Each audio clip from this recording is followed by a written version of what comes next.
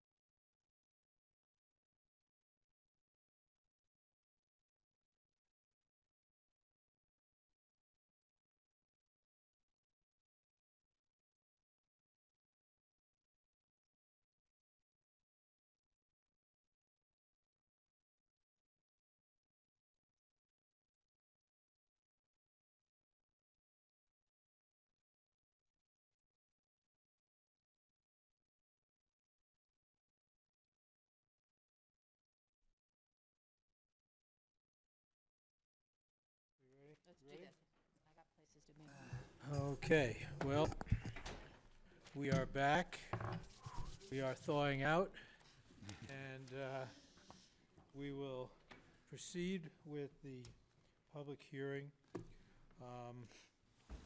on the Sonnenblick Minor PUD and rezoning preliminary plan review. So,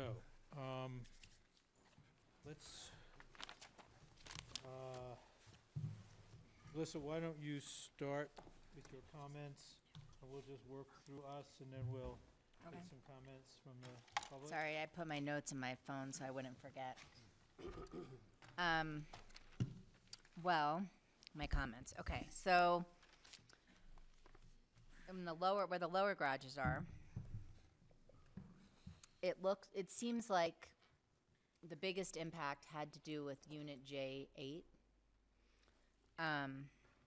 It loses basically all of its views. And I understand that it's looking at the back of that, whatever that building is, that boiler building, but it's still open space. There's still that feeling with the trees and everything. So my question is, I mean, I understand that the garages come back further than they are now, than the parking is now, comes more into the hillside. But is there gonna be space for trees, or is it really eating up that whole area? So that was my question about that. No, there is space for trees behind them and all around them, except for on the side it comes up the sidewalk. That's the only one that will not have the trees, obviously coming up the side of the building. But behind them, there's trees as well. And right now, there's like bushes there, right? Right. There's bushes, and then there's a little. Well, it's hard to tell because there was all that snow. And then there's a little tree there at the end, and we can plant something there. That That's- goes up the path. And plus, it's designed, and not just haphazard like it's in there now. I mean, when you're standing on that J8, like we all walked up there, you can't, I mean, the snow is so high right now, obviously. But in my opinion, I feel like it's really different when you are looking out your window and you're looking at white snow as opposed to a building. So even though the snow might create sort of this blockaded feeling for that unit and the other units, it's still outdoors. It's still snow. It's not walls. And I also am just, I don't know how, if at all, it's going to affect. I mean, I know it's not going to affect that little side path that goes up to those units, but is it going to be darker? Is it going to be colder? Is it going to be icier? I mean, those are all sort of questions I have. Well, if you look at that, there's a significant drop-off from that path where you're talking about. And the top of the garage there is going to be maybe a couple feet above that. So it's not going to make that area any darker. If you looked at the pole there and the amount that it's blocking, so you're right, it's not blocking anything but the street and the boiler room, and not even entirely the boiler room at 11 feet. Right. But at a couple feet above the path, a couple feet away, or whatever distance it is away, it's not making it any darker there. I mean, you can't. Right. I don't understand how it could possibly make it any darker there. And we can place, if they want us to place some trees there, I'm happy to do that. But then the trees will. I thought that I'm happy to offer that, and that was something that the staff suggested. Mm-hmm. But I think that those trees will actually block some views of substance. Mm-hmm. At that point, then you won't just be blocking the view of the boiler; you'd be blocking Right. the views of the mountains and stuff like that, which is what we're trying not to do. I mean, it seems like the greater blocking of views happens in the upper garages. I mean, the lower garages, you do block, but you're really blocking that boiler. But the main thing is it's just more of that feeling like you're enclosed. Like it's just, there's more buildings. It's not open space. Like right now, yes, there are cars parked. And yes, when we were on that upper lot, that tall van blocks a lot of view. But it still has windows and you can see through it and the lights coming through. So I guess that's what I felt about the entire project in general. Obviously in the upper one, when I walked into that man's unit and looked at the view out there, I mean, you do lose that sort of down valley view plane.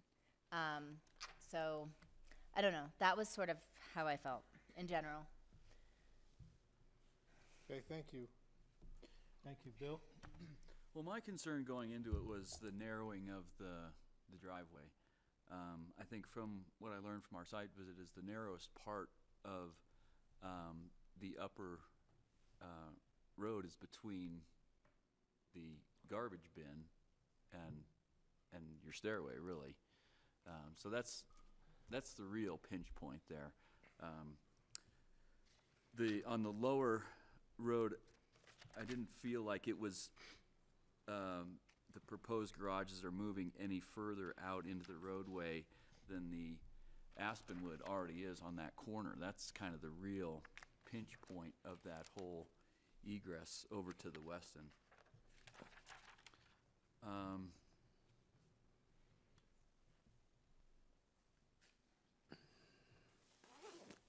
The other, I guess the other point is I'm very sympathetic to storage space. I understand these are garages for cars, but you put stuff in garages, and just looking at the outside, I mean, there's snowboards and stuff all parked outside. And that's oftentimes a complaint that we hear about people stashing their stuff on their driveway. So I think that would be a real advantage of the project. So those were my notices from our site visit. Okay. Tom? A few things, and these were from some of the previous readings and all the letters that came in, all of the, I'm going to say the con letters that came in for, and there's just as many pro as there were con, not quite as many, but some. But my main point was two things. Number one is density. And it just seems like we're literally going to be trying to put the 10-pound stuff in a 5-pound bag here in these two lots. And I think the perfect example, the good news is that we got snow and we had a chance to see what it was really like at probably the worst-case scenario. My main point that I like to follow through on is the Planning and Zoning Commission did not like this, and I kind of follow their readings and what they did, and I had a point of going back and looking at what their notes were, and that's not what I'm basing my decision on. My main decision is I'm still concerned about the density. I think it's very crowded in there. I totally understand, as Bill said, about storing things, and you've made compromises accordingly, and you have. I appreciate that. I think also those mature trees in there, you could replace trees all you want, but you're not going to replace those mature trees. You're not going to get back what you have in there. And I'm sorry, I don't care whose property it is. It's somebody mentioned on the project the buildings were built and the property lines were discussed later. That's about what really happened there. And then the upper garage being built kind of over the pool dressing room. I don't know how that's going to affect, it looks like a pretty major project. Am I correct there? No, You're that's coming not- back in, it's you're coming not- back in 2 to 4 feet, Yeah, right? we're coming in, but it's not over the pool dressing room at all. It's actually probably about Well, 10 you've got feet- that 10 feet stone away wall from right there. You've got That that. stone wall is our property line, and then there's about 5 feet between that property line and the dressing room. And if you're done, I can address a couple of things that you discussed that I think are pertinent to this. I am done, but those are my main points. Number one being the density. Yep. And the easements, when this first came about, I thought the properties were way too close to some of the easements. Some of the water and sand easement is right across the edge of the one driveway. And if something were to happen and water and sand needed that access, I think it's going to be a little bit of a mess in there. Well, we have talked to all of the fire, water and sand, and all those people, and we have addressed and we have done everything to make it so that they've signed off on it and they're comfortable with it, and their attorneys are willing to address that in writing with us, because they said it's not going to be any problem for them to get ingress and egress to whatever they need to do. With respect to the mass, Well, let me just back up a second. Okay. That was one of the reasons I used the word density, because the easements are there for a reason, okay? Just like down the road, if your property, you think you own the road, your property down the road, well, you don't. There's an easement, and there's a reason for the easement. Right. Regardless of their letters, that's where I still believe we're making something very dense. The density issue is my biggest problem in those two alleyways. okay. So with respect to the density and the mass, which is what the main thing the Planning Commission came in. We came in 3 years ago, and the Planning Commission initially, we had a meeting, I believe, with the Town Council and the Planning Commission. And they referred to the Planning Commission. We met with the Planning Commission, presented our findings, what we wanted to do, and we did entirely based upon the town code.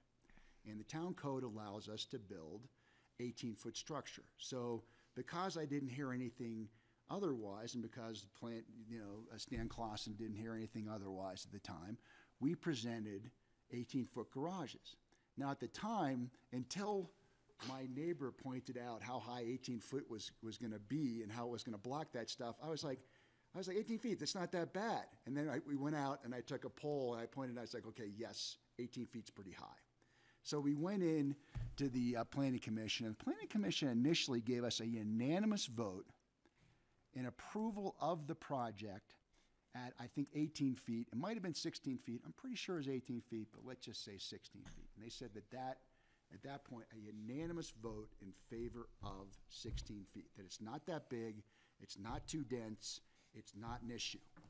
And then at the point when we came to the Town Council, and we're just about to get final approval, Mr. Connor spoke about not going through the right procedures, and Mr. Dresser said maybe we didn't go through the right procedures, and we were instructed to go to start all over again. Start it all over again after spending $50,000 on this.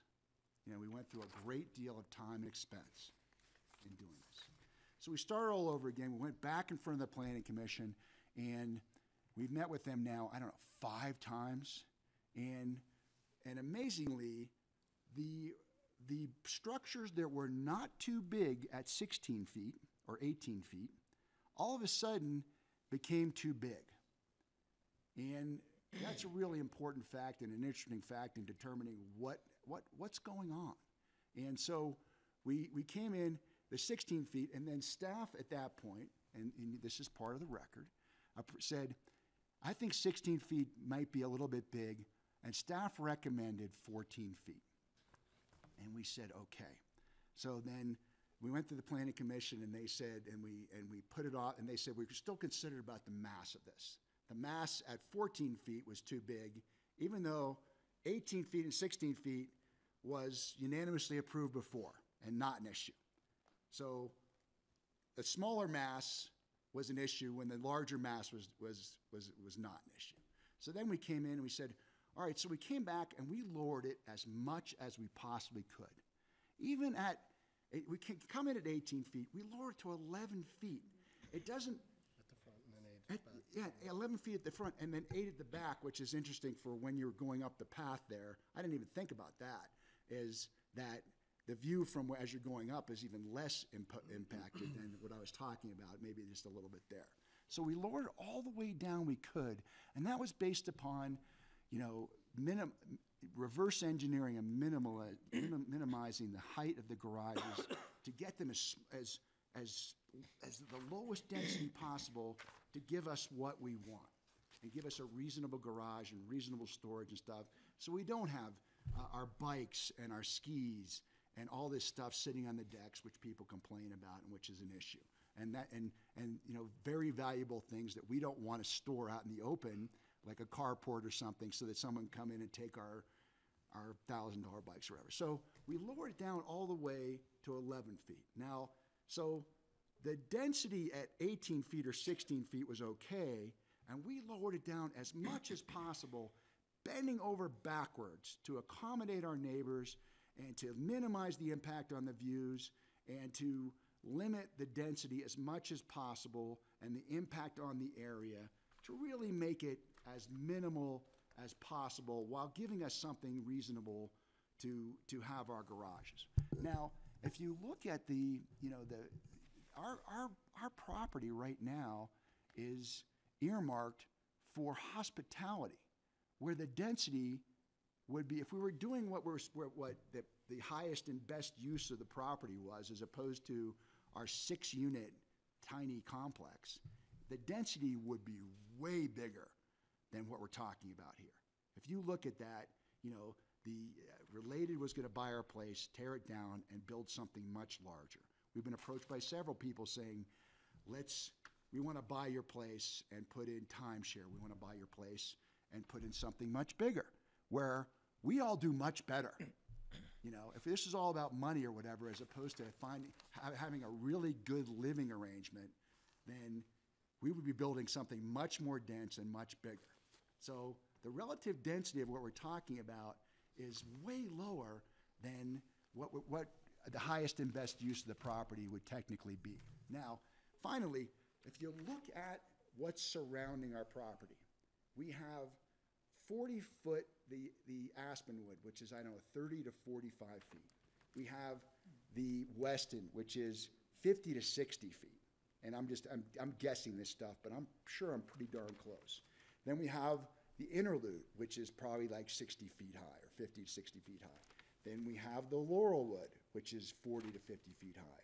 These are 400 to 600% higher and more dense, so that the impact and the visual impact and the impact on the area of our garages is going to be literally 1/5 to 1/6 of what is surrounding us. And with respect to, and I'm going to jump back to Bill's comments, and if you look at the life safety and the fire issues and things like that, we when we designed this stuff, I met with John Miele, I believe his name is, and I met with a lot of the people there about what do we need to do to make it so that this is not going to create an issue for water and sewer, for fire, for anybody like that. He said 24-foot openings are what you need. And so I said, okay, we did 24-foot openings. The opening as Bill pointed out, there's no pinch point caused by us as far as life safety is concerned. The opening at the garbage enclosure is about 15 feet, and feel free to go up and measure that, and I kind of showed him that.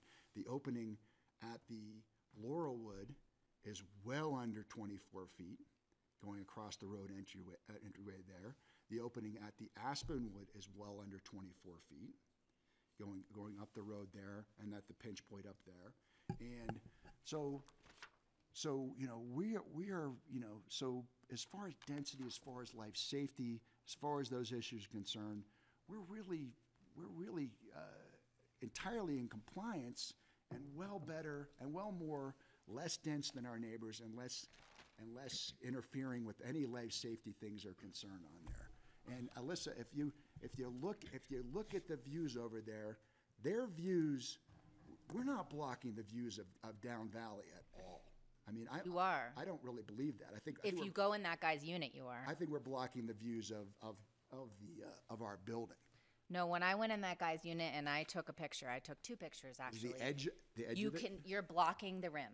You're blocking like that whole viewplane. Okay. I went in, I saw it. I don't know what else to say other than I saw it with my own eyes. Maybe, Can I just clarify one thing? Sure. When I use the word density, I'm not necessarily referring to vertical size of the building. I'm just talking about, right now, you have limited space in those roads to begin with. I'm not talking about, I don't want anybody to tell me about the 24 feet, 28 feet, whatever. What I'm saying is, right now, with the open space you have is where cars are parked. If you fill those spots with buildings, that's what I'm referring to as density. And so just so you understand what I mean by density. We're losing space. We're already losing space in the village, the way I see it, and I'm not blaming this on the Sonoblik, but Base Village. We're building that across the street. We got more density going on over there. And now we're gonna add density everywhere, and again, my word for density in my vocabulary, I mean, I'm taking away open space, whether it's parking space, I'm taking those trees down. Those are great trees. I think if we were in the city of Aspen, we'd have a problem with cutting certain trees down. I'm not positive about that. Maybe Clint can, they have a regular tree committee, and you'd have to get permission to cut them down. But anyway, I just want to clarify what I mean about density, Barnett. Okay, if you look at that, all right, let's talk about density from that perspective. If you look at that, we now have, I think, about 70% open space on our property. At the end, we have more open space than anybody around us.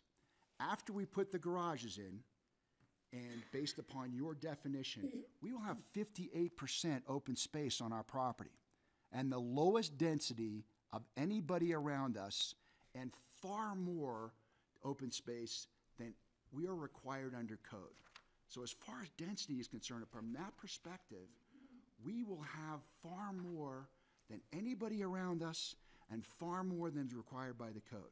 And I understand that, I respect that, but it's true. No, I We get have, that. our open space is, And you, that's That's- okay, we don't even have to go there, but I'm just seeing what I see in those closed roads, they're very tight yeah. in the wintertime. And, But our property relative to everybody around us, yeah, we're building garages, but the density on our property will still be far less than everybody around us. That's just my point. Barnett, yeah, I think, I sense you're frustrated. I sympathize with your frustration over the length of time that this has taken and all the additional hurdles that you've had to go through because of other problems. But I want to come back to Alyssa, your thought, the photographs that you have, Yeah. and that, from that balcony. Clint, can we get those photographs up either today or at another meeting, so that we can all see them? At another meeting, then my answer is absolutely. Today, I can try. Well, if I email them to you. Email to you. Okay. Would you do that, please? Well, I And didn't know Bill, this was I like know going to you go took on some public photographs display. too. If there's anything that you feel would be helpful in our discussion, would you email those to Clint as well? Tom, I don't know if you took any or not. I didn't take any did not. photos. I looked more on the story, how tall things were. I wanted to get the view from the pool looking up at the back of the garage, since that is not your pool, but you have access to it. Right? And I'm not so certain, I don't know, I didn't see anybody in any of the letters address the idea that if it's summertime, they're now looking at, if they're sitting at the pool, they're looking at the back of a garage as opposed to looking over the rail and up the hill. But that's, Okay. They'd be looking at an SUV instead, parked there So- instead of the garage. So there were a few things that came sort of to my attention as we were walking around. I think the first is the corner of the Aspenwood in where it basically sticks out into the road before that curve. So I look at that and I think that's a fairly dangerous corner, just looking at it. And, you're talking about that corner right there, correct? well, the building, actually the corner of the building, which is over there, from Right. the Aspenwood. But But as it affects that, the first garage, as it comes around, as you come around the corner. And I think it would behoove us to consider removing having just one door into that garage, not the one where you have to back out sort of parallel across the road. And I think that would improve the safety, and that is one of the concerns that I had. I liked what I saw in general with the story poles. I do feel more or less in conjunction with Alyssa that there needs to be, or will need to be, if the garages are approved, there will need to be a border of plantings along the sidewalk by J 6 to 8. And I guess the question in my mind is, should those be evergreens or should they be deciduous? And my reason for bringing that up and for your consideration of that is coming back to Alyssa's point about light, particularly in the winter. You know, you'd potentially lose more light with evergreens than with deciduous in the winter. So that would be a consideration. And in general,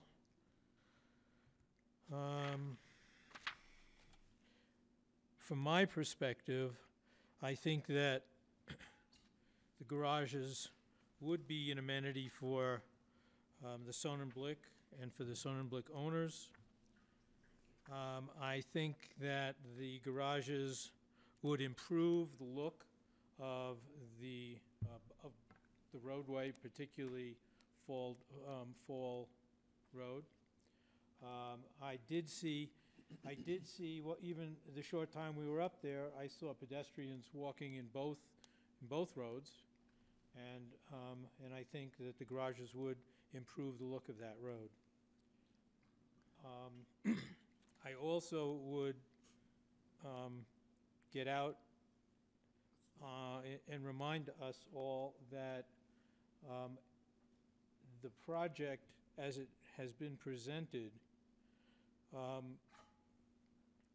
is, what's the word I'm looking for, complies with all the land use code and the comp plan that would be affected by this particular project.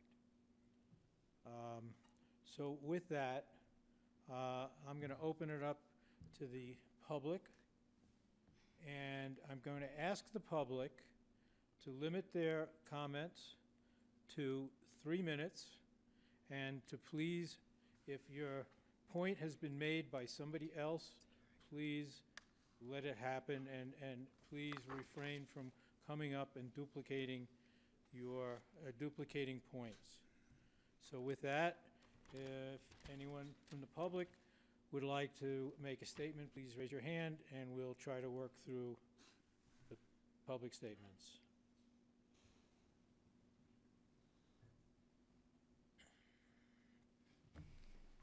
Everybody said you first. I really don't like to go first. My name is Mike Weil, and I'm an owner at the Aspenwood.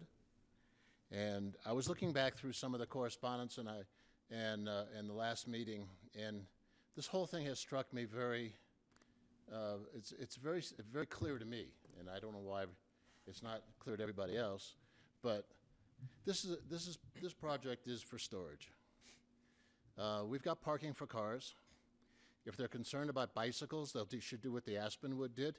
If you look at the Aspenwood, there are no bikes. There are no skis or snowboards out. We have rules and regulations, and it's followed. And we built a little storage room for expensive bikes, and the owners that have expensive bikes pay $30 a month to put their bike there. It's real easy. I think that these should be carports, as I said last month or whatever. No objection to that. There's a Freudian slip that occurred in one of the meetings. I think it was the last meeting. And this is what the president of the Sonnenblick had to say. And yes, are we going to use these things for storage? Yes, we live there. We have skis, we have bikes, we have I have stand-up paddle boards. I've got tons of toys, as does everybody else. And we need a place to put that stuff. They got nice condos. They're 3-bedroom condos. There's lots of storage inside the condos for toys and things, and for expensive stuff that can be dealt with just like the Aspenwood did. The other thing I wanted to use in my 3 minutes is the concept of open space. When the SRA had all the common space, the property lines were the drip lines of the buildings. Aspenwood was built first in 1967. I've got a nice picture that Franz Burko says he didn't take, but he did, in 1967, that shows the Aspenwood first. And when the SRA was dissolved, all of that common ground was kind of divvied up among everybody, except that the president of the SRA was also the president of the Sonnenblick, and he decided that all the common area that he could grab would go to the Sonnenblick. That's why they have all the common area. The property lines are absolutely no contention at all at this point, because we have common use easement agreements between Aspenwood and Sonnenblick, and we welcome them to use the pool, and they pay a portion of that. We had granted them free use of the pool for 5 or 6 years at the time that we were doing construction, so that we could actually go over onto their property. That was the whole deal. And that seems to be, thrown to the wayside. So I'm in favor of, they have 9 parking spaces now. They want to go to 12, I believe. Don't have any objection to that. I do object to the parking spot that's the box that's going to be, 30 seconds. I do object to the boxes that are going to be built up above the pool. I think that's egregious. And the one spot that you were talking about, Bob, where the car comes in from that's like ridiculous. Well, there's a I know. proposal, There's a there's an possible alternative solution. on the table for that. But it still puts the tail end of that, ass end of that car right up against J2. Yes, but no worse than the corner of the Aspenwood juts out into the street. The building juts out into the street. Correct, but the building jutting out into the street doesn't affect the living and the quality of life of the people that are there. If the garage on that angle is built right up against the J2, that affects the quality of life of the people that live in J2, and that's what I object to. Thank you. Thank you for your time, I appreciate it. Thanks very much. Anybody else?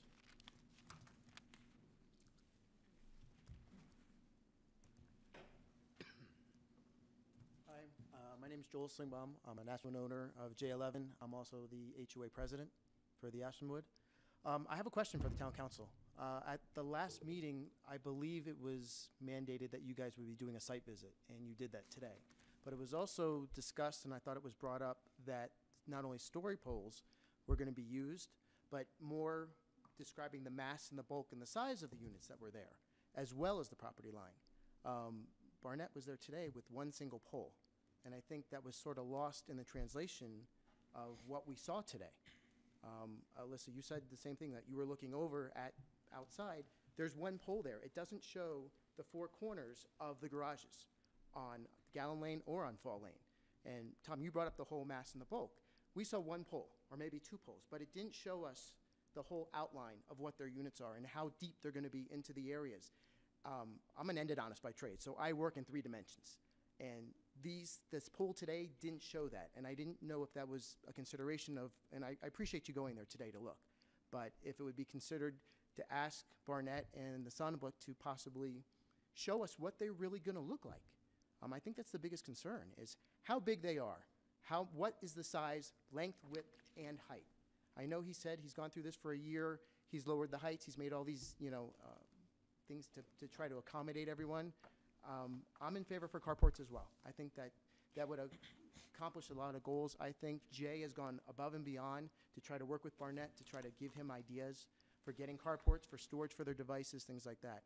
But I would really appreciate if, I know the meeting may be postponed or whatever, but today's site visit was helpful, but I don't think it gave us the full picture. Can I ask a question about the carports? Yeah. From your point of view, how are carports different than garages? Carports are open. If you look at most of the other carports in the village, there's usually 4 poles and a flat roof, maybe a slight angled roof. The sides are open, and the heights are lower.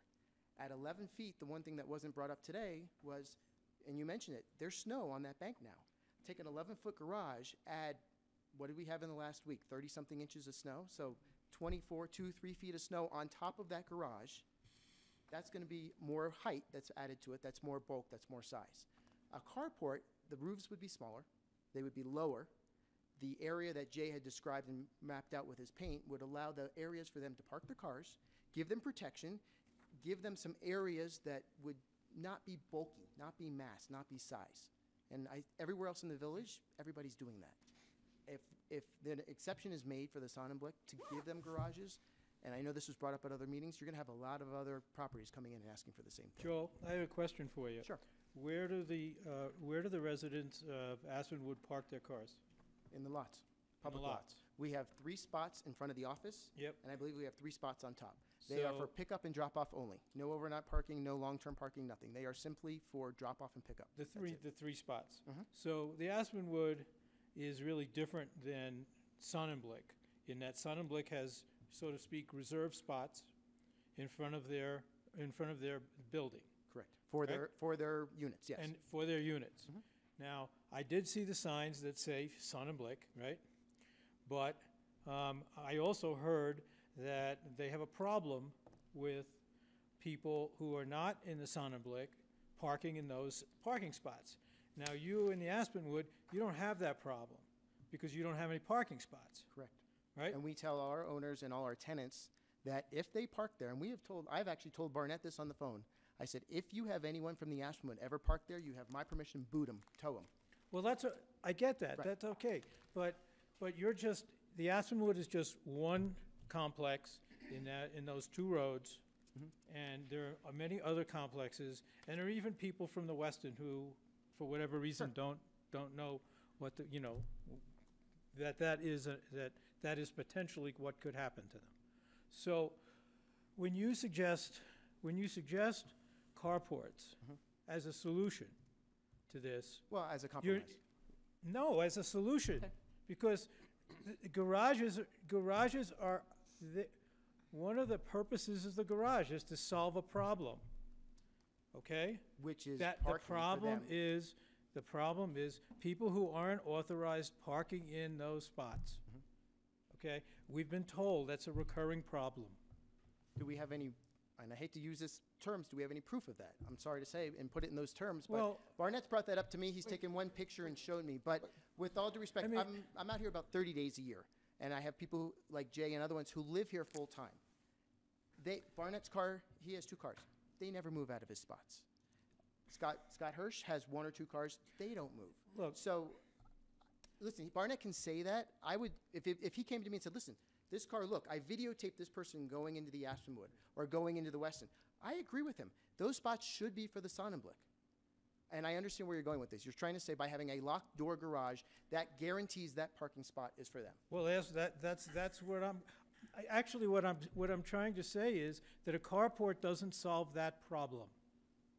And we That's have, what I'm trying to say. and we have pictures over the years of evidence coming up. We have so much evidence of people from the Aspenwood parking our spots, going into J8.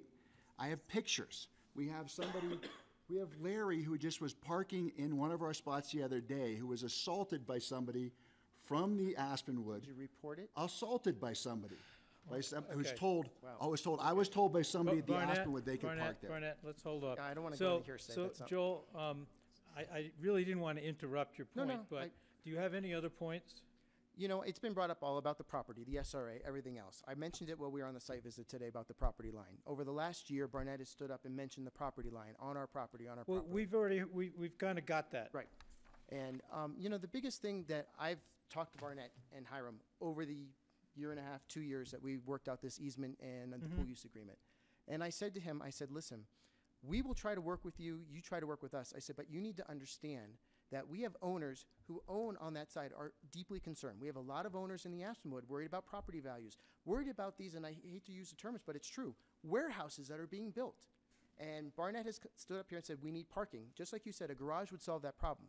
Are we building storage units or are we building garages for parking? Because right now, what they're proposing is for both. Okay. Thank you. So, thank you for your time. Thank you.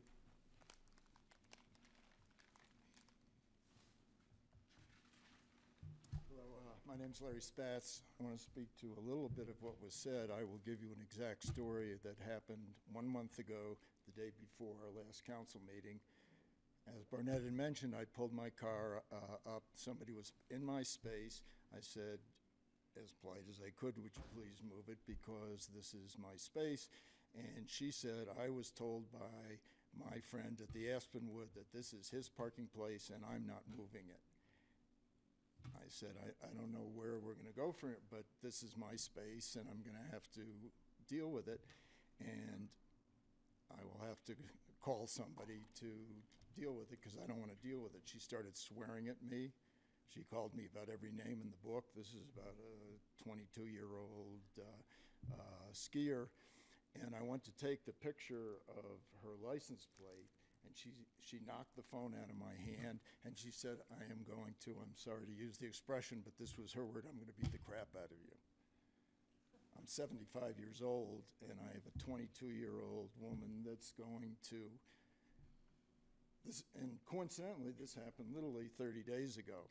I've lived there for 24 years, and this happens all the time. I can't tell you how many times we've had to call the police, we've had to call somebody to get somebody out of our spaces. You know, to spend the day out and to come home and somebody's in your space, it's very annoying. And like I said, we've gone through it for 24 years.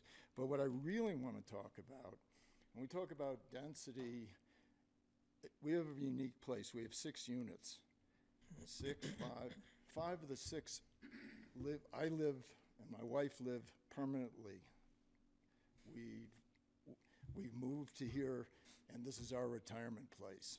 We have a lot of interest in Snowmass. Barnett lives here permanently. He votes here, I vote here. Scott lives here permanently. Hiram in Unit 1, who bought so long ago that they were the ones that put the trees in many years ago, their whole family, they're never leaving.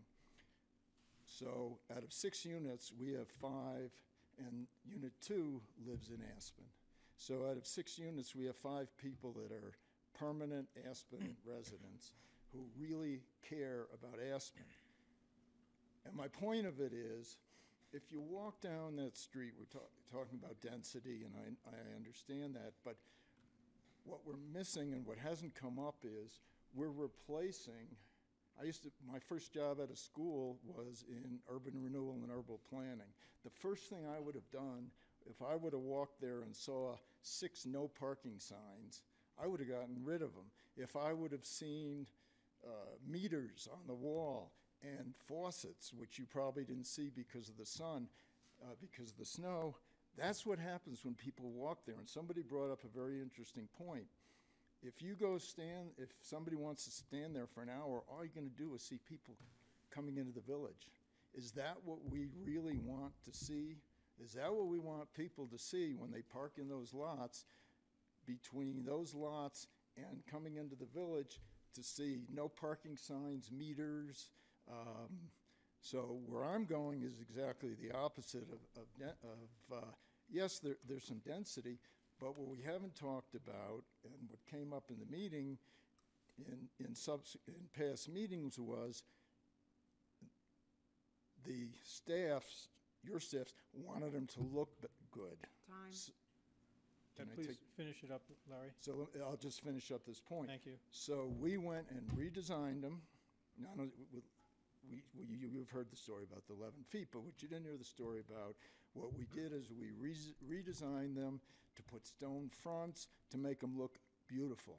So now what we are doing is, in my opinion, increasing the value of the Aspen wood, increasing the value of the whole community. And my wife's on the Plan Snowmass think tank, which is all about how do we bring Snowmass into the 20th century but keep the charm. And if we forget everything else but just look at the design that we created that fits the area, that looks better than almost every other place on the whole mountain, that what we're doing in essence is adding parking and adding beauty at our cost. Thank you. Thank you. Appreciate that. Anybody else?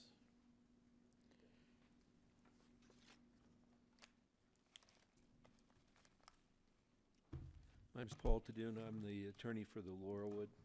And I wanted to make sure that a letter was distributed. There was some confusion as to whether you got a letter from the Laurelwood. Did you receive that in your packet? It was emailed on the 13th, and I was told by the staff that it was not distributed to you. And then I was told that it was placed on your tables. It's here in this Yes. packet. So you might not have had an opportunity to read and digest it because it summarizes all the Laurelwood points that have already been made and have also been discussed here. It seems like you have, the problem to be solved here is either a parking problem or a storage problem. If it's a parking problem, carports would solve the problem, and you could gate carports, and it would keep the open field. If it's storage problem, then what we've done is we've complained about a snowboard on a deck, and by solving that problem, we put as Tom points out, a massive structure that's not really in keeping with what the original design was for West Village. And I think there's a precedent as a homeowner in Snowmass. I'm a little bit worried about the logic because this West Village, and I'm talking as a lawyer who's had a significant amount of land use experience, because if you take this PUD, this elegant concept for the West Village, and then and it's currently designed as an SPA. SPA means specially planned area. You get what you see. It was built as one big project. And now we're going to be making additions to it in certain ways. And if you start to discuss that one piece of property that was not what was originally conceived has certain development rights, and you're going to apply it to this Sonneblick project, you're going to have to do the same thing for every other project. And as somebody points out, Tamarack has carports, and why shouldn't the Tamarack have garages? And the Interlude, and the Leichenhearth, and any other structure that an inventive architect like Jeffrey can come up with that would accommodate a special project. Because you're focusing on special projects and not the total. And so I agree with Tom. I mean, it's obvious when you go out there, it's too massive. It doesn't fit in. It wasn't in keeping with the original design. It doesn't solve the parking problem. It solves a storage problem. And these are warehouses.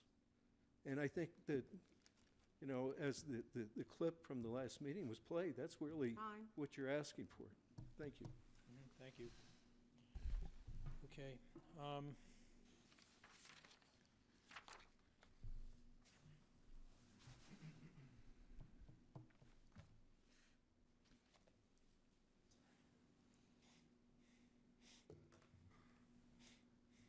Dan Donor, General Manager of the Western and the Wildwood.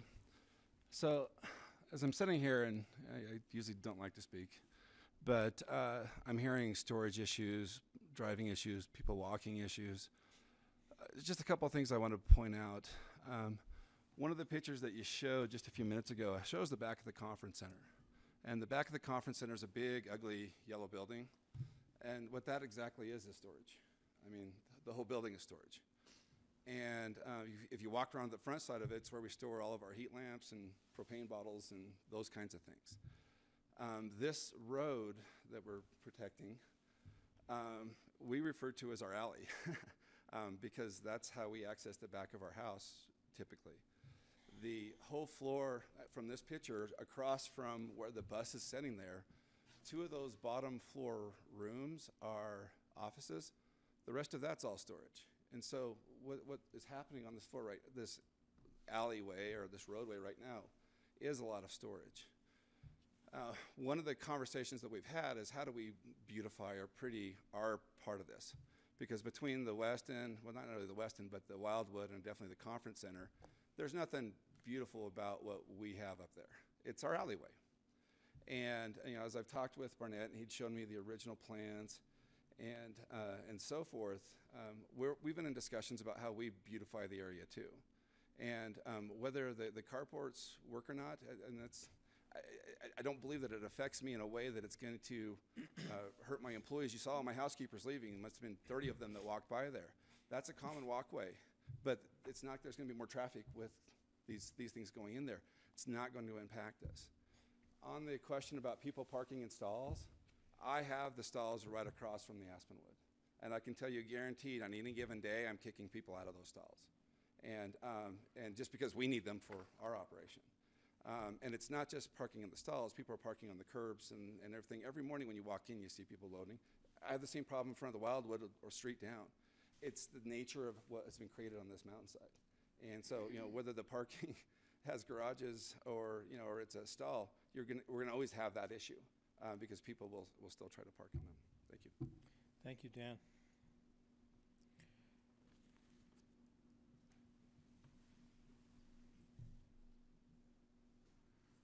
My name is Lori Carter, and I'm an owner of J4 at Aspenwood. And I really appreciate that, you know, your desire to have garages and stuff. And all other issues aside, it's just that for me, it's the density. I own this view that you're looking at right there. You know, if I have a garage there, it's just my property value. So it really affects my property value as an owner. Number two, I am concerned, you keep saying, oh, well, we'll add green space. Well, the way I see the plan is that the garage butts up right against the sidewalk. There's not going to be an area to plant even deciduous plants. Also, it affects, as a property owner, what it does to the pool area. It just is like, as far as density goes, it just kind of ruins the whole open air part, which is, you know, value of that whole area as it was originally planned. Thank you. Thank you very much. Thank you.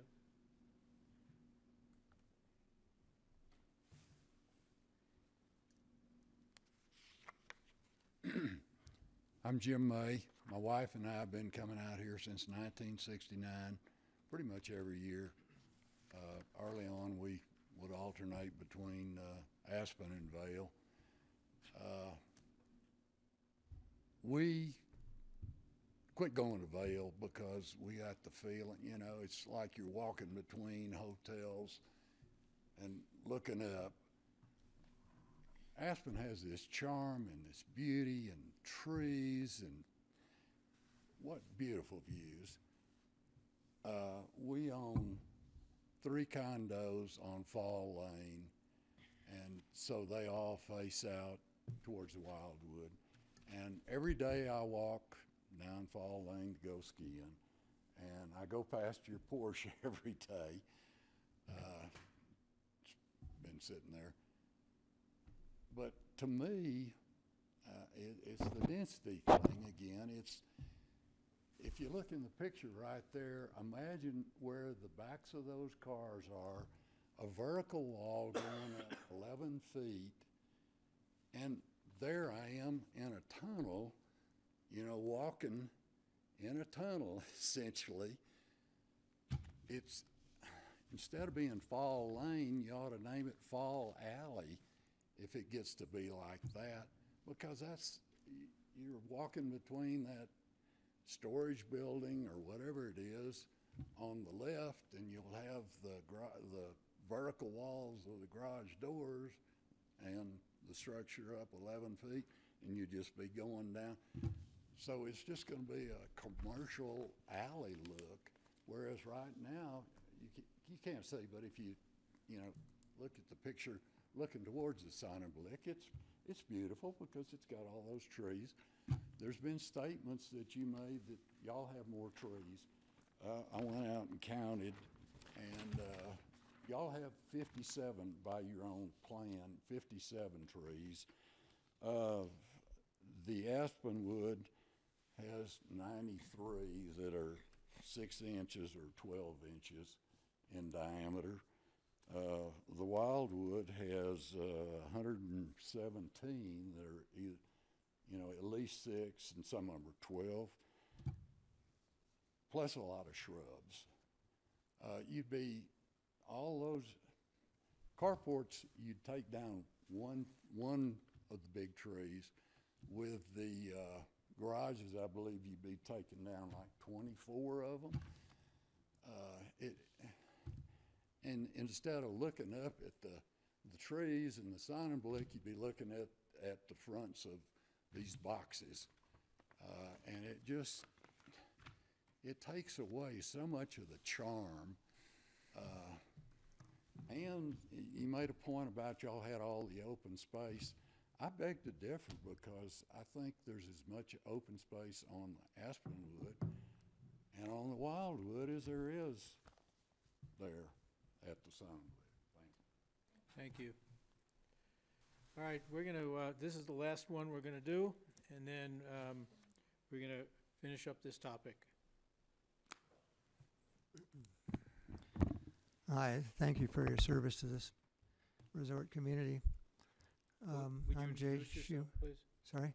Introduce yourself. Jay Shoemaker. I own 2 of the units at the Aspenwood. The theory was that the rent on one would pay the dues for both. It's a wonderful theory on paper. I made 2 presentations, plan presentations to the Planning Commission. I'm a retired architect.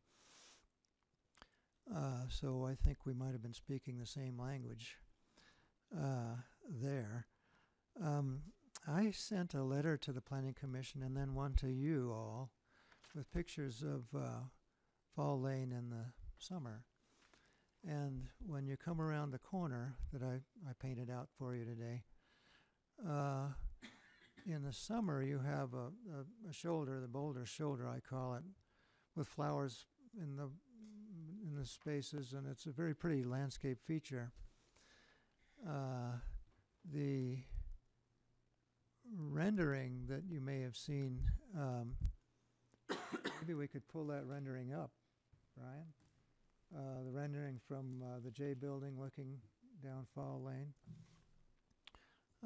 It's a little misleading because it shows that big blue spruce growing out of the top of the boulder shoulder. But of course the garage would be going to the property line itself, so that it wouldn't be any boulder shoulder. You made a good point that there's a traffic issue, and so you wouldn't want a garage door there. A car pulling out and a car pulling in would close it about 25 feet a second, and that's about 30 feet between the... Well, Jay, yeah, I think the point's been made, so would you move on to your next point, please? The proposal is to have garages right up against the building or very close to the building. Two of the garages, so 4 cars at least, are right at under the deck. There is no room for trees behind the garages. So if you look at the south side of Fall Lane, it's a landscape, beautiful landscape. Back up a second. You said the garages is going. One of the garages is going to be up against we what? Pull the plan up too. It's show them the plan. It's maybe a foot or 2 from the deck at the east end. You need to look at that very carefully. I made the point at the Planning Commission that we live in a resort. People come here for recreation. The park-like setting is what enchants the visitors and brings them back. It's very valuable.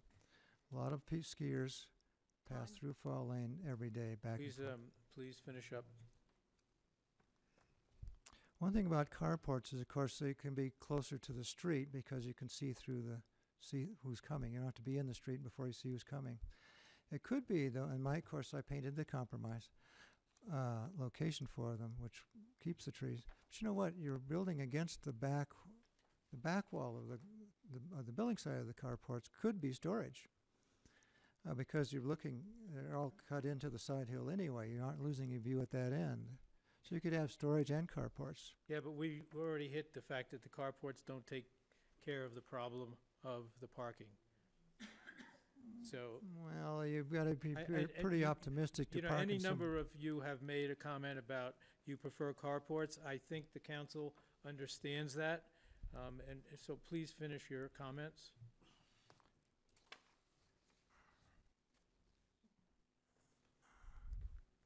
The comment at the one comment at the planning commission was, and we all understand garages are an amenity, no question about it. I think it'd be a pretty optimistic person to come in and park into a reserved carport, but a couple of the planning commissioners suggested 1.5 car garages, which would save the landscape features at either end. You know, Good idea. we've talked about these things at previous meetings. Do you have anything that is new that we haven't spoken about before? Did you receive my letter?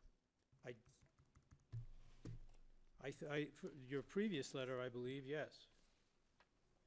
There were letters from Jay provided in previous packets, but Right. not for the current one. Right. Well, Jay is actually mentioned in the letter from, is it David Jacobson? Mentions, it is mentioned about your planning commission meeting with several architects on the planning commission. The letter had photographs. It was a carefully worded letter, which makes all my points again. So thanks for your service. you. Thank you. All right. Any further comments? Alyssa, Bill, Tommy? No, I'd like to just address the things raised. You know, it'll take me way less than 3 minutes to address the things raised by everybody. Just in, I think it's Okay. it's the proper procedures or whatever. But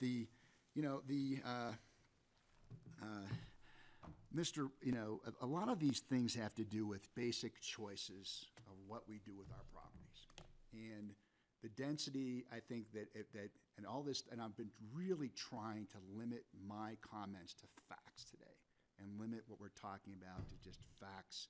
You know, how wide is the opening for our garages? How high are our garages? How wide is the opening at the garbage enclosure? How high are the things? Who has all the trees between the properties? Where are the property lines and things like that? I'm really trying to limit it to that. And you'll see that, you know, in the choices, you know, they've built way more density on their properties. And this is just a mathematical certainty that staff can point out to you. This is the percentage of density on the Aspenwood. This is the percentage of density on the Laurelwood. This is the percentage density on the Interlude. This is how many units they have there. We have 6 units on our property. And our property is 1/3 or like 1/2 the size of the Aspenwood. And if it's true, and I don't think it's true, that we have 57 trees and they have 90 trees there, at the end of what we do, the trees that we planted years ago, without anybody instigating us to do so, we will have more trees after we're done than we did in the beginning. Now, will they be the big trees that we planted before? No, but this is just the natural evolution of things so that we can do something for our property that will keep it at a much lower density than anybody around us, and a much lower density of what, if we were doing a hospitality thing, which is kind of what we're told we're supposed to be doing under the current paperwork for the town, that would be on the property.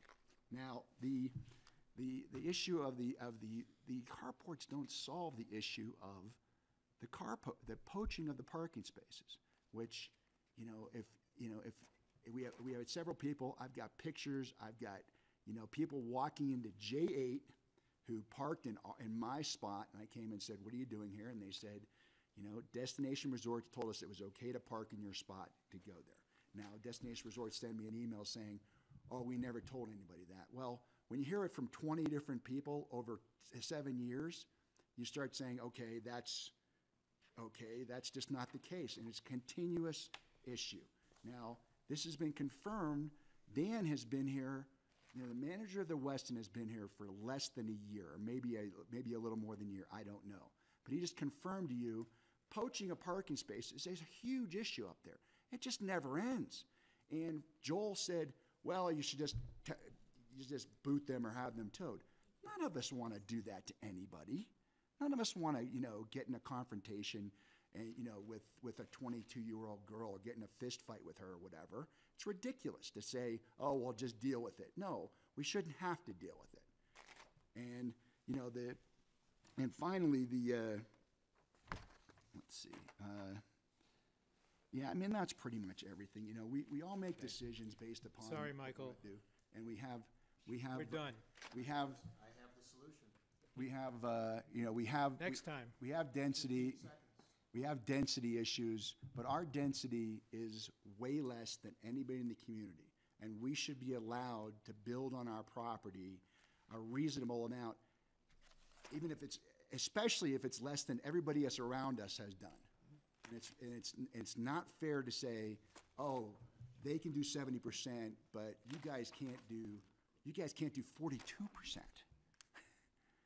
It's just not, it's not equitable at all. I understand. Fellow counselors, I noticed in our packet that we do not have a potential resolution. We don't have a potential. So, am I correct in that our next step would be to direct staff to draft a resolution? Our recommendation is that you give us direction one way or the other. We'll draft the resolution. You can consider it at the next meeting. So, I would like staff to draft a resolution, including some of the things we talked about, particularly the one garage that angles out, not, having only one door instead of two doors. And maybe specifying the plantings along the Aspenwood and Sonnenblick stairway for in front of 6 and 8, of Aspen 6 and 8. Anything else anybody else would like to see in a resolution, and then we'll kind of move. The planting. Well, and can I just ask the kind of a generic first question? Is the resolution going to be for approval or denial? For approval. Well, based upon that, what you said for approval, that, my understanding, this is a majority vote, correct? Well, Required? you're giving us direction at this point. You would actually vote. We're At the next meeting. at the next meeting. So that's why we want to make sure we're drafting it correctly so that you have a good basis to work from. And if the So my- majority, Councilor Good, if the majority said, hey, we're not comfortable, we want to draft it for the negative, we My, can do that. my purpose today is that it's drafting it for the negative is basically two sentences, right? Well, I mean, after you get through all the whereases and all that. Well, there'll be findings and conclusions. Yeah, there'll be findings and all of those things. Specific findings. Right, but drafting it for the positive includes the conditions which are much more significant in a positive way than in a negative way. So that's where I'm coming from. I think we should draft it for the positive, include whatever conditions we think are appropriate, and then we would come back again and discuss, and if the majority doesn't feel comfortable, then we would do it in a negative. Well, we wouldn't do it in a negative. We would basically vote down the positive resolution. Well, yeah, well. But that gets us what happened with the planning commission. There needs to be a action on the council. Simply not acting on a resolution. If we were to draft it in the positive, and that positive resolution were not to pass, you've essentially done nothing. And so you need to pass a resolution either in the affirmative or in the negative. So do we need to have two resolutions? Well, if you guys are split, we can do it that way. If there's a majority that says, hey, we would recommend denial, we can do it that way. Well, or if the majority is saying do it in the affirmative, we can do it that. We can do anything as long we're just trying to be reflective of where the council. Do we do a straw vote? that would be helpful for us. Let's do a straw vote. Alyssa? Why do you go to me first? So I'm just saying whether I'm going to get for or against. Yeah. This is basically how you feel about it at the, how you feel about it now. Okay. If I had to vote right now, I'd vote against it. Bill? My feeling is that our job is to apply the rules across the board.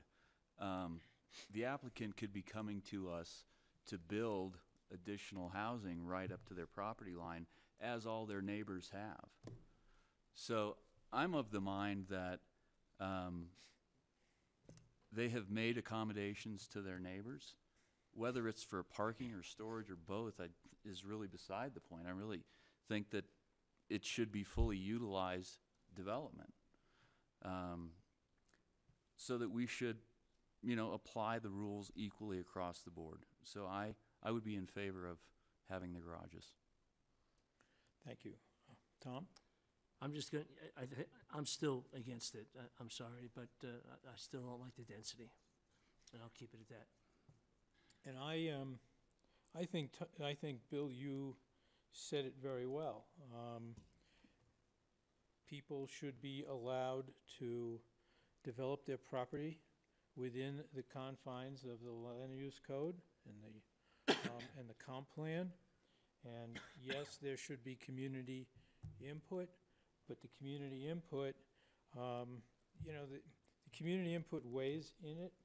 But frankly, when any one of us buys a property in Snowmass or anywhere else, there's never a guarantee that something isn't going to happen to the property next door, the property behind you.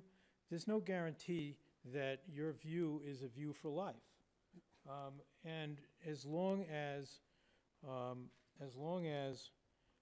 the development complies with all the requirements that land use codes and comp plans are meant to do, they're meant to provide direction and in development. And as long as that happens and there are accommodations made, as I think you're absolutely correct, as I think there have been, I think that I feel that the development should be allowed, and I would vote for this. So we're at a 2-2. We'll write up two resolutions, one supporting, one in the negative, and then you guys can act on it. You have to continue tonight's public hearing to a date certain. We're recommending March 5th. Our calendar shows that the entire council would be here that night. Okay. And I just checked, we can have it ready for that to go, and you guys can choose which resolution to move forward with at that point. Bob, can I just say something in response to what you just said? I agree. There's no guarantee that no one's going to build a house in front of you or do any of these things. But I think the thing that I was thinking about today is that I don't feel like it's consistent with the village. I mean, there's nowhere on that hill that you have enclosed garages, unless I've missed them. Well, you do. You have an enclosed trash bin just on Gallon Lane. It looks no different than what an enclosed garage would look. But I'm not talking about, but there's a reason why trash has to be enclosed, because we live with the bears, and the bears will get into the trash. So you don't have a choice. But I'm just saying, when you look at all the parking in the village, it's not consistent. And so when I think about the comp plan in the village and the way it's supposed to be, part of what I think about is consistency. And that, to me, is very inconsistent with everything else going on. The other thing is that, I feel like everywhere in Snowmass Village, the storage is horrible. Most of the people that build houses here and live here are second homeowners, so their storage isn't great. And I appreciate the fact that you have a lot of toys and everybody has bikes and skis and all these things. And I think all of us have a lot of stuff. But it doesn't necessarily mean that the places, in my opinion, the places that were built on Fanny Hill like that were built with the second homeowner in mind. And so now you have these people that are living there full time, which is amazing because it's nice to have full-time residents, but it doesn't mean that now you get to have the storage that goes along with it. Why? times change, things change, as you're They do. absolutely right. You know, in 1967, these were probably considered to be, you know, short-term rentals, and, you know, for guests. But times have changed in over 50 years. Now, you know, people are living full-time in these places. So, you know, I just think that, that it's, you know, it's appropriate to consider that, you know, that times change, and with times changing, the needs change. But I appreciate your comments, not to argue the point with you. No. I'm not really. No, I wanting- agree. I mean, that's the thing that gets me the most, is I just don't feel like it's consistent with everything else that's going on in the village. And that is, you know, Okay. where I kind of hang my hat. So, Clint, you've got the direction that you need? And you need to continue the hearing to the Yeah, 5th. I will continue the public hearing until March the 5th. March the 5th. March the 5th. 4 o'clock. At 4 o'clock, where we will take this up again. And I appreciate all the comments from everyone. Thank you all very much. And I want to thank everybody, thank you for the site visit today. Yeah, and I the mean, site it was visit, too. extremely helpful. Yep. Okay, thank you. Absolutely. Absolutely.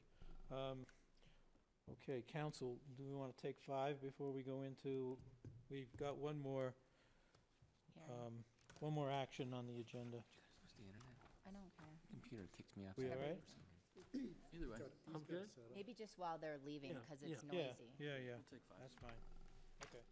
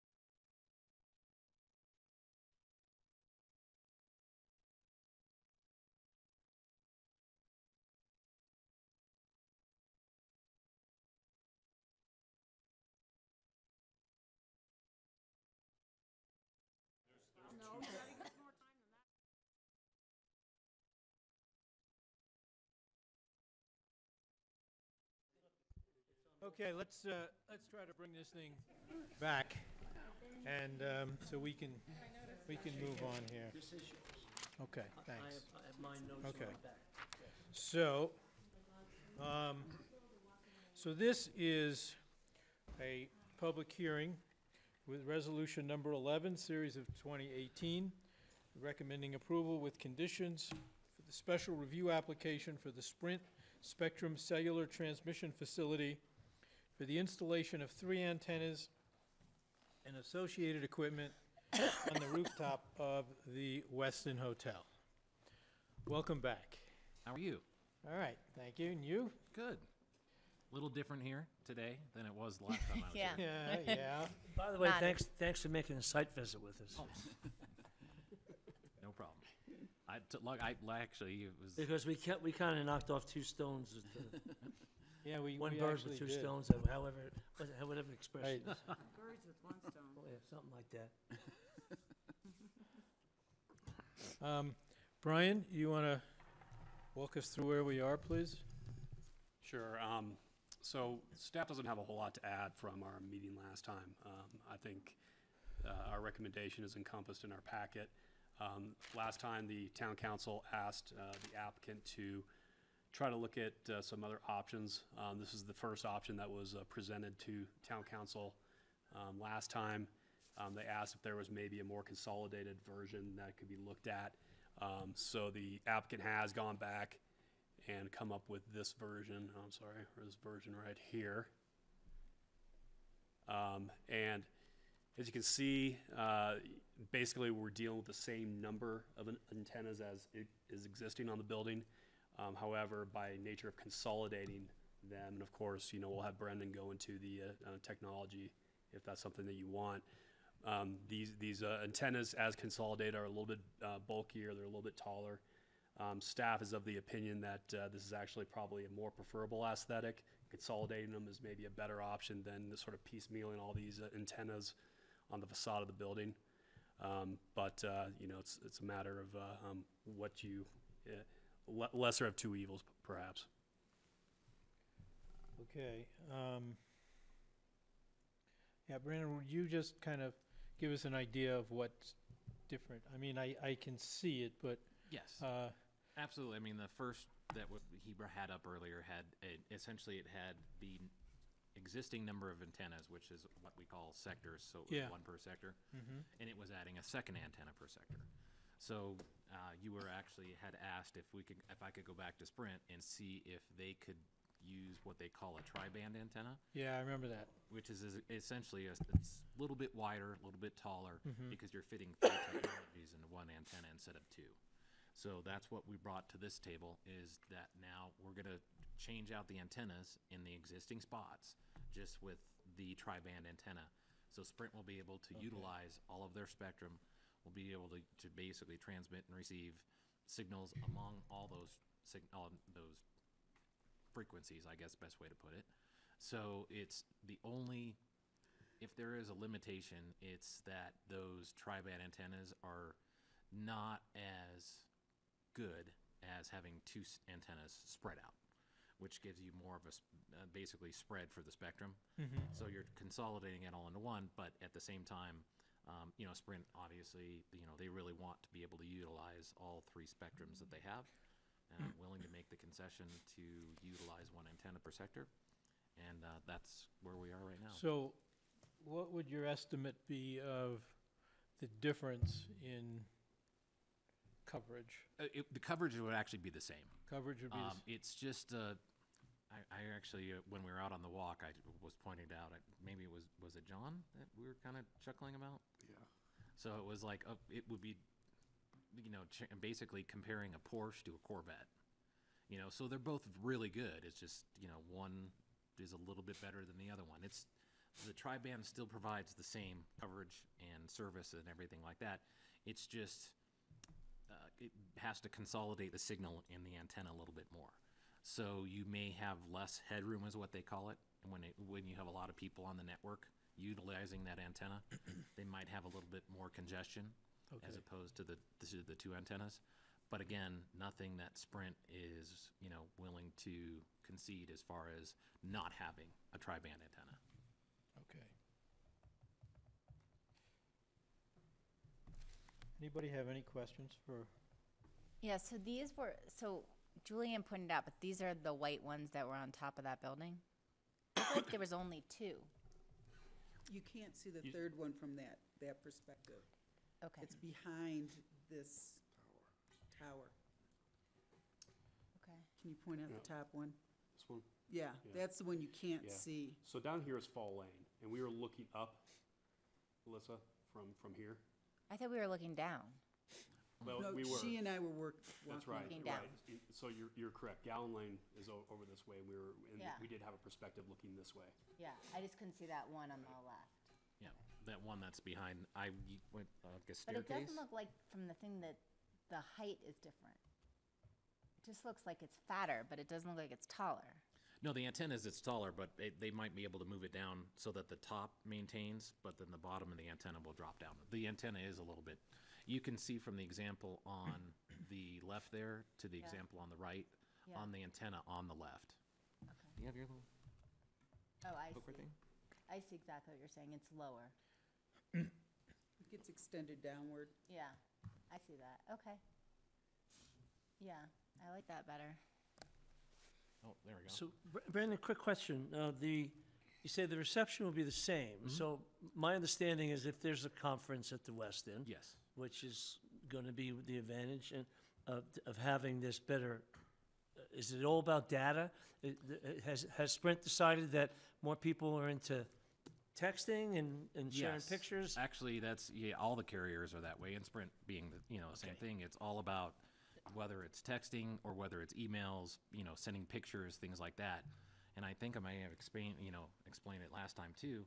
Just in general, actually people using the phone for voices has actually dropped off, where people using it for emails and So, pictures. but when you compare the Corvette to the Porsche, Yes. Where are we looking at two different models? Are they the same year? I mean, what I'm driving at is, Sure. am I getting better text messages because of this? Because my understanding is, for us to do what we're supposed to be doing for the comp plan to apply, we need to have the best reception possible Sure. and the best data possible for our guests, so we can attract these conferences. I guess maybe the better example I would have is actually apples to apples, a Fuji Apple versus a Macintosh, So, And it would be in that, it's both Apple, both red, stuff like that. What it would be is, if you've noticed, I'm sure every now and then, like if you go to send a picture out of your text message, it may take longer. Still goes out. okay. You still get that, but with the two antennas, that picture may go out Quicker. 2 seconds quicker. Okay. So you don't lose the capacity. You don't lose. I also don't want Sprint to say, well, we don't have the best coverage in Snowmass Village because we only have one antenna, Right. and it's not going to get any better. I want to try to have the best coverage possible, so we can continue to have our guests come for whatever conferences that we need to have. Yes, and that with the tri-band antenna, it does give them basically the I don't want to say capacity, don't want to say bandwidth either. Gives them the ability to provide that service to their customers throughout all three of those spectrums. That's what whether it's one antenna or two antennas per sector, it still gives them that possibility. Anybody else? So, just practically speaking, from an installation standpoint, Yes. If you were to put this in at your house, which one would you put in? Actually, I hate to say it, to put the tri-band in, it'd be more compact. Although it's different too, in that I would think that, at my house, I would be only myself and my wife using the network, as far as that goes. Mhm. But, as far as a visual impact or any, like that, obviously the one antenna per sector is a less of a visual impact as the two antennas. Well, I mean, from our site visit today, I mean, you really had to search for it to actually find it. Correct. I mean, the Verizon antennas are really visible. Correct. And we couldn't see the T-Mobile because they're on the other side of the building. Yes. But it sounds like they're similar to these as well. Sprint, or excuse me, T-Mobile actually, if I'm not mistaken, doesn't have the three spectrum bands that Sprint does. I know they have 1900. I know that's for sure, but again, I'm not familiar with the T-Mobile licenses in the area. But I know that they don't have they don't have the three that Sprint does. You know, so Sprint's really trying to catapult themselves to be, you know, a better service provider, you know, with the technology that they have. So as far as, so we've got some of the pictures up there, because on the first proposal that we had, remember how that one antenna on that, basically that would be on the north side, was cantilevered out pretty far in order to get it. Yes, exactly. And I think that was what really brought up, you know, the question of, hey, can we get this down to one antenna? Right. Can we just get it so we can change the one antenna out? So to reduce potentially that future, perhaps visual clutter up on that parapet. Okay. Okay. Sounds like the tri-band is the way to go. Okay. Lisa, you good? Yes, it's great. If So it's gonna I'd like to improve make a motion to approve resolution number 11, series 2018. Second. Okay, do we want to go through that resolution? Is there anyone who had? John has. John? On line 50, I'd like you to change the date to February 20th. Hang on with me one second. Yes, I think that was a matter of fat fingers. Whoops. That's okay. 29? No, this isn't leap year. It is the 20th. Thank you, John. Those two keys are really close together. Thank you, John. Did anybody else have any comment on that resolution? I don't. Neither do I. Lisa? Okay.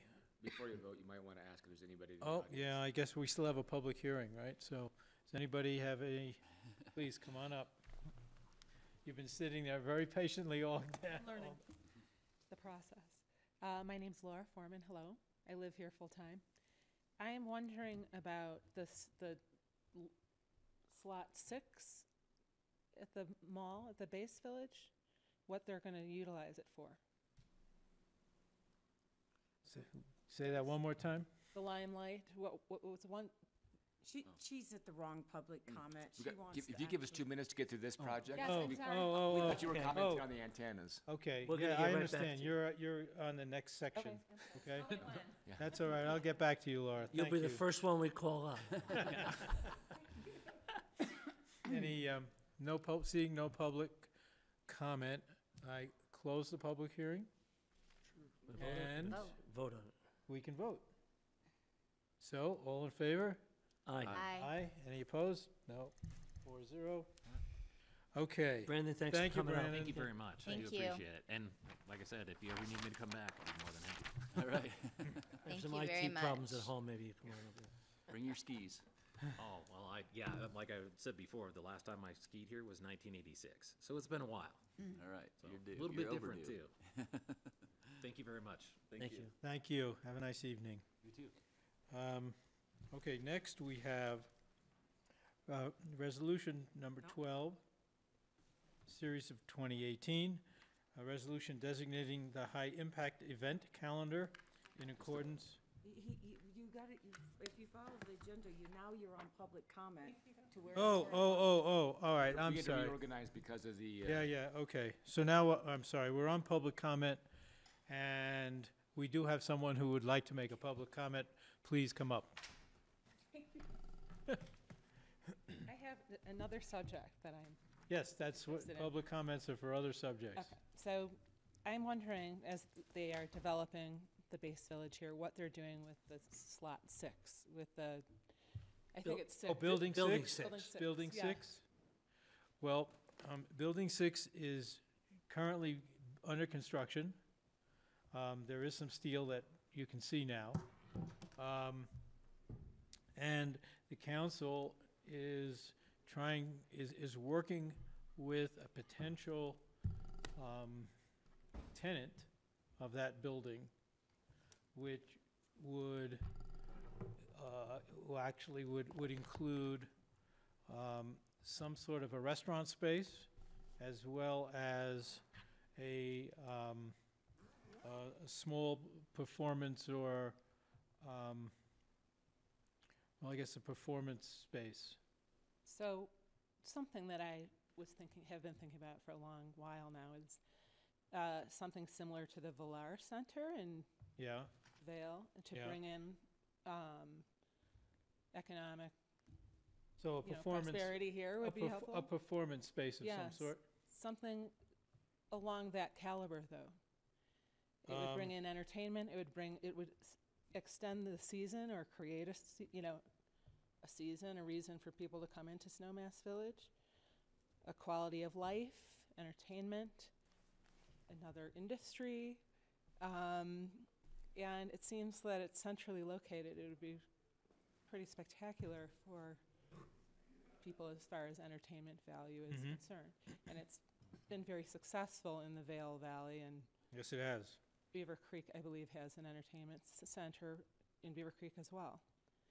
So it seemed like it just was kind of a floating entity and didn't have a purpose. And to me, it would be a great location and center for that type of a purpose.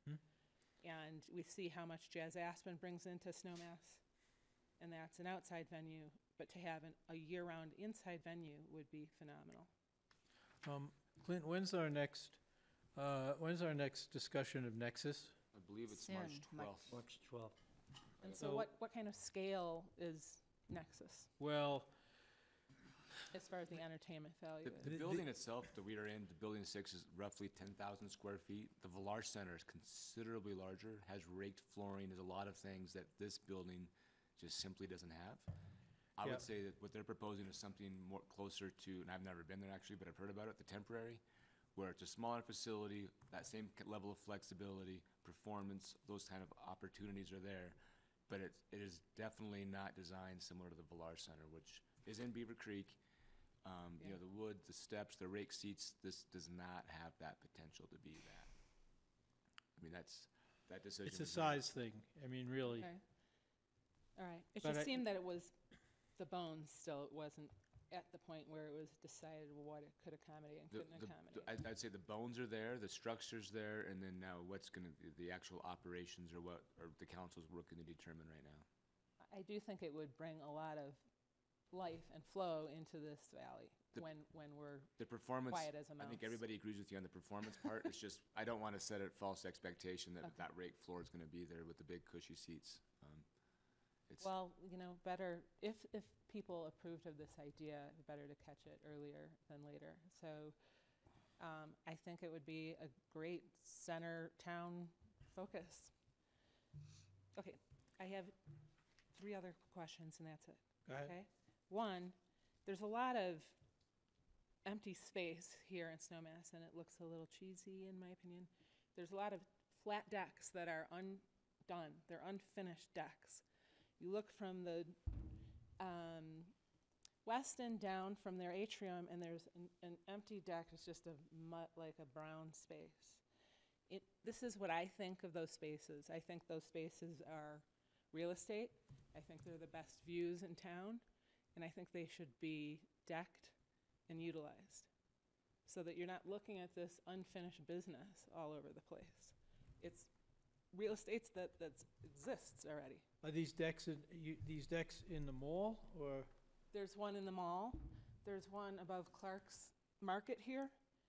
It's just kind of an undone, wishy-washy thing that you're looking at, and my imagination tells me that should be utilized. It's there, Okay. it's real estate, it has a great view. It doesn't have to be a nightclub. It can be a deck with 2 potted trees, People can just be should wetted up there, things can happen up there. It should look better than it looks. It should be utilized, it's Okay. already there. It's Okay. already there.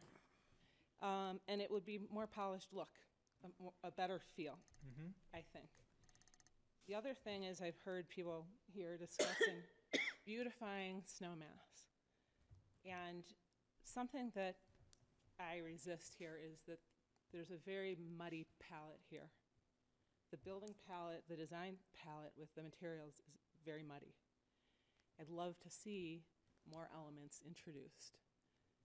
Copper, marble, things that are found within this environment and in the valley here that could up the ante here and make it very special. Because everything looks like a muddy reproduction of the next thing here. So you'd like to see Stone. more diversity Yeah, in material? and color, everything. Okay. Aesthetic and materials. I mean, I like the idea of utilizing marble from marble and copper and all the things that you can utilize. Just a copper trim on the viceroy would make it outstanding. That's it, one little element. But I think it would up the feel here. Okay. And I know that people get caught and stuck in their, own red tape. But it would be nice to branch out and if someone's gonna build a big structure, like a hotel, to add beautiful elements to it instead of the same palette. It will make it special. It'll make it a draw and more unique place to be.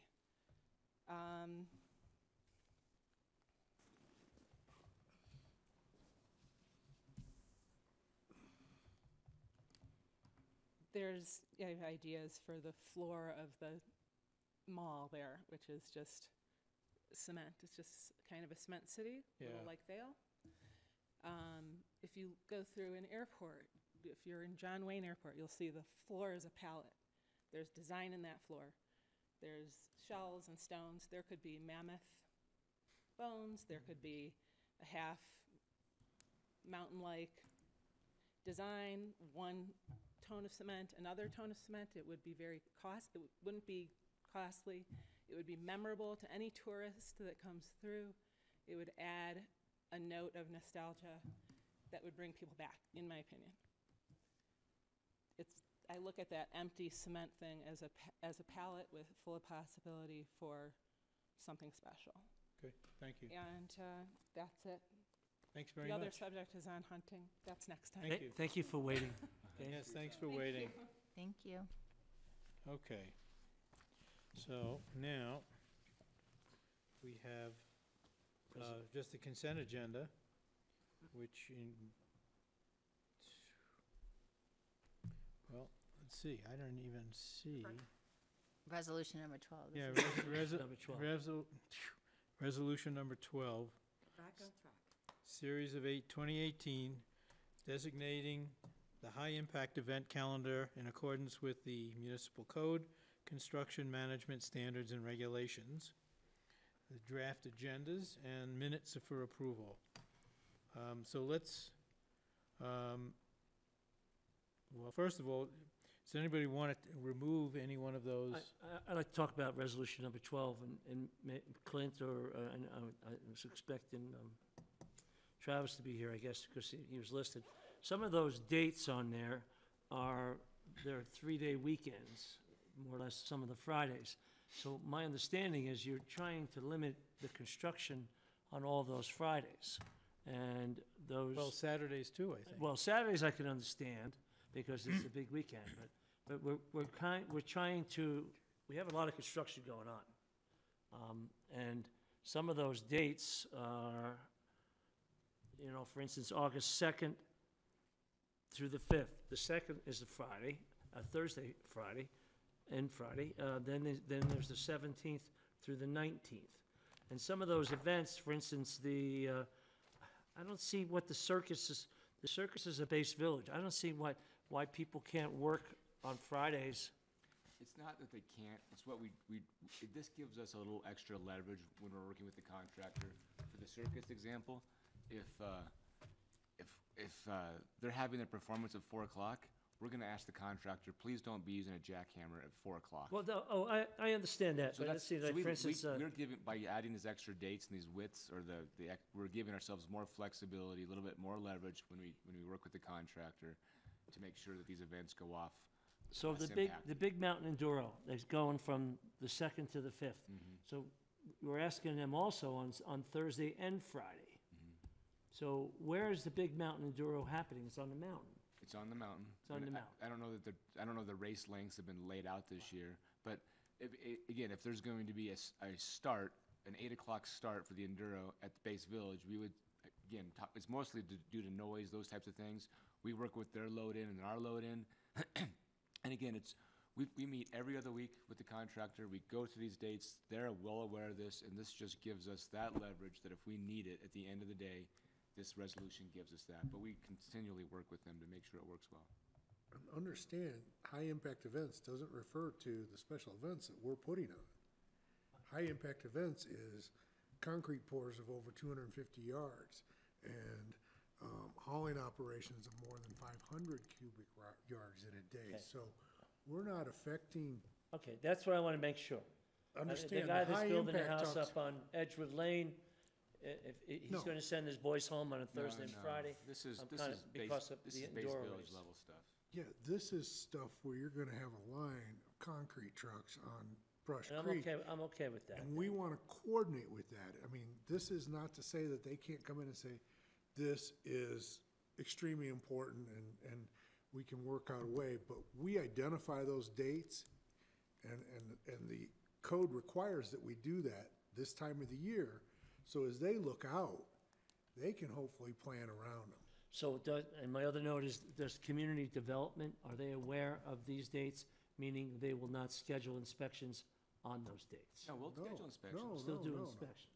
Okay. This is high-impact No, construction events. I just want to make sure I understand this totally. Yeah, this is just Okay. making, I would describe this as one more way that we increase our communication with the contractors, Okay. that we're all on a similar page. Well, it provides you with a little more teeth to And we work got with some more this. teeth at the end of the day if we need them. Okay, any questions or comments on the draft agendas or the minutes? I just have one note on the draft agenda. You have March 12th down for the Nexus update. I'm wondering if it's possible for us to move that any closer, even a week forward? I mean, Part of the reason for putting it on the 12th was that's the next work session, so they could have an opportunity to be less formal in their presentation. I know they've said they can have it ready for that date, and I would feel uncomfortable telling you tonight that we can bump it up a week. I can look. I know into it. March 5th, we have quite a bit on our agenda. We have a joint meeting with the Planning Commission again, okay? And Probably, Snowmass Center. right. So that's at least 2 hours of meetings at Right. least between those So, two. okay, I'm fine. I will miss the March 19th regular meeting. Okay. And Rhonda, I will be out on the April 9th work session. Thank you. Okay, any comments on the minutes?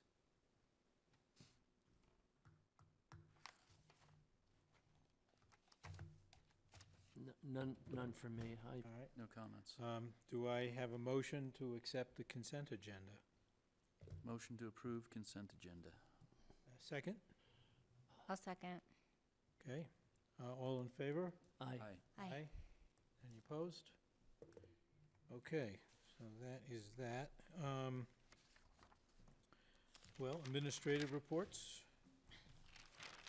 Let's just go down the line. Tom, you want to start up? No, I don't have it. I was out of town for Core's meeting last week, and I have not received back from anything there, so. Okay. Nothing.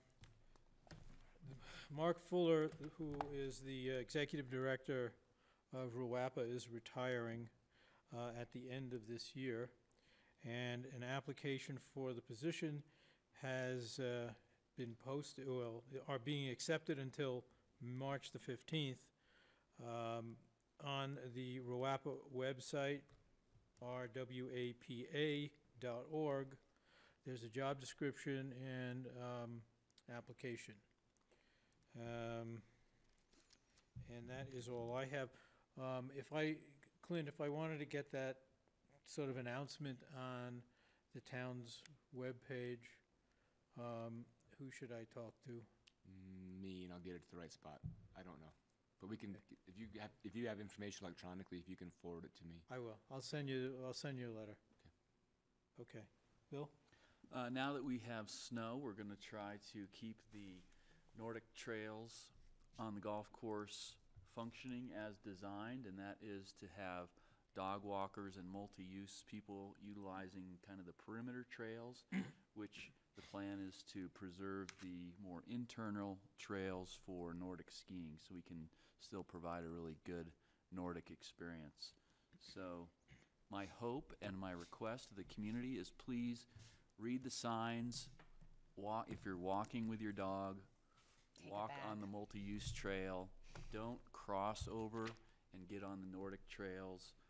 We want to have a really functional, coexisting experience for everybody down there. So just look at the signs and go where the designated use is, and that way we're going to provide a better experience for everybody all the way around. Well, can't you get ticketed, Yes, right? eventually. Yeah, I mean, we're not trying to ticket anybody. It's more of an educational program right now. But if we get to the point where we have repeat offenders and they're just, belligerent about it, then we can ticket them. So, Bill, is there continuity now between Labrador Lane and It's much better. and the multi-use path? Yes. Okay. The signage is much better. Signage is much better? Yeah, like I actually feel like you can make a loop and it's like clear where to go. The signage is much better. Yeah. Now that we have snow that you can actually stick a sign into, it makes things a lot easier. Yeah, that's true. Okay. The other thing is I got a call from one of our constituents that was concerned about Picken County maybe not maintaining Brush Creek Road to the level that they hoped it would be. I talked to Brian Olson, and he didn't feel that that was necessarily the case. I'd be interested to know your experiences, but this person who has a van that comes up regularly said that Brush Creek Road, every time it's snowed this year, which hasn't been a lot, Brush Creek Road's been closed at some point. It's the busiest road in Picken County. The suggestion was maybe to have Snowmass Village take over the maintenance of Brush Creek Road so we can ensure that it is maintained to our standards. I just bring it up for your opinions and consideration. Well, I mean, I know that in the past few weeks, Brush Creek Road has been closed pretty much every big snow. And as I understand it, the Picken County or the sheriff is, they're not setting up, they're not setting up detours to move people to Owl Creek, to come up Owl Creek. But, people who know that Owl Creek is another way to get here have tried to use it. And of course, it makes traffic past the airport more horrendous than it normally is. I don't know, what the solution is. Perhaps the solution is to use the sheriff or some law enforcement person to try to move cars past the airport more quickly, maybe even using the bus lane to do that. So do you also think that maybe talking with Ann to find out if is there something that Snowmass could do better than Picken County? Isn't that the question, basically? Right. Right? I mean, so... Well, municipalities are always going to do a better job than a county in plowing streets. I mean, that's just the level of service. So, That's why you have and do we have the funds to handle it? That's the other question. Well, it'd be an extra 3 miles. I'm guessing that's 3 miles from the roundabout down to the light, thereabouts, something like that. Not necessarily to handle the whole thing, maybe just to help out with it. Well, what I, these are what I special understood times. on these accidents that caused the road to close were much closer to the Brush Creek end than they were to the roundabout end. You mean the Highway 82 end, you mean? Yeah, they were closer to the 82 end. Yeah, I mean, I would ask, I mean, in years past, I know from our operations, we got caught, some of these snows have been very difficult for us to catch up with because the way they come in. I'm not making excuses for Picken County. If in the years past it's been the same, we can investigate to see if anything's changed. If it's something that we wanted to investigate, we could find the cost of it. I mean, we know the cost of maintaining per lane mile. We could estimate that, but it would be, you know, I'm not sure that anything has changed from previous years, and we can look into that. Yeah, I guess if you could just ask Picken County and say, you know, what's the priority level of Brush Creek Road? Being that it is the busiest road in Picken County, I would hope that it would be highest on their priority list. So if we can find out if it is or it isn't, and maybe encourage them to move it to the top of the list, and if they have reasons why they can't, we should explore maintaining the road ourselves. Look, and they would say, sure, but we don't want to offer that up to begin with. Well, right, but I mean, similar to our bus service, we could charge it back to Picken County, I guess. Let me find out what's going on. I'll give them a phone call. Okay. Melissa, Oh, it's my turn? you got anything? I do. I was pulling it back up on the thing.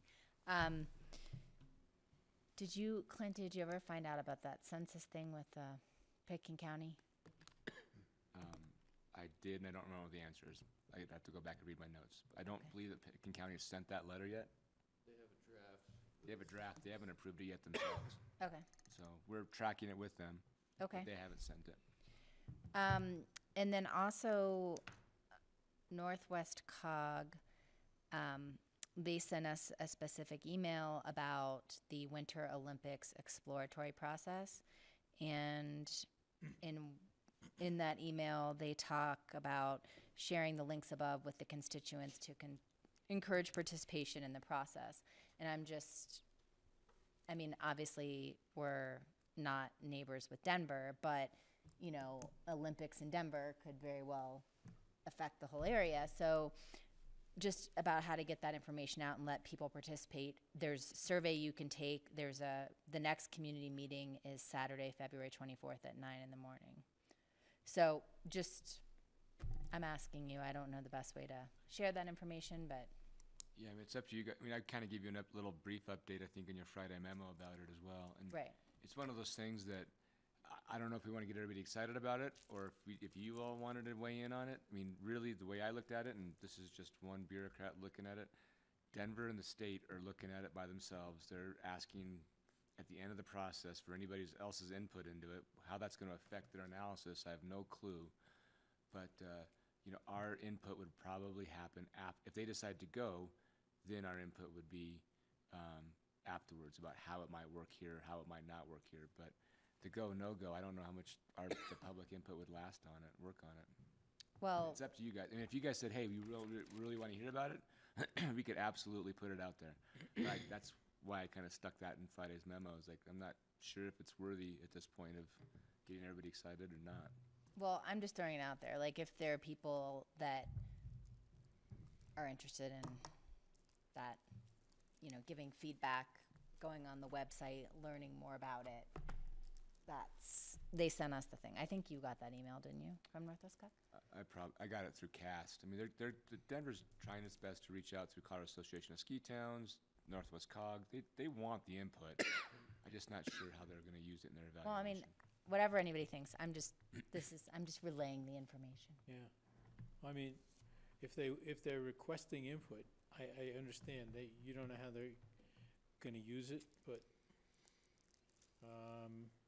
if they're asking for input, then we should at least make an effort to see if there are people in town who are interested in providing input.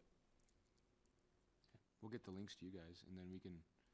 I don't know what their deadline was. Well, so it says here, we have to complete the outreach process by the first week in March. So in the email that they sent me, there was the website that they give you, then the online meeting opportunities, and then the online survey. So we have our monthly newsletter that goes out electronically at the end of the month. I'm sure we could plug this in, and if people want to, it goes to 4,000 folks.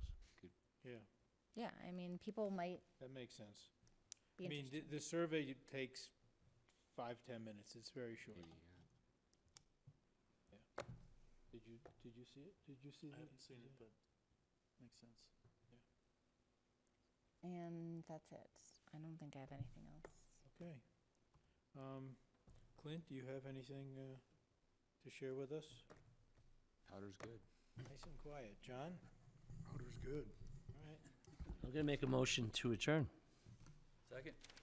All in favor? Aye. Aye. Thank you. Thank you all very much. And Next Marky time you will be need to back. have hot Marky drinks will for be us. back next time, and things will be back to normal. This was fine. I thought you did a great job, Bob. You're very good.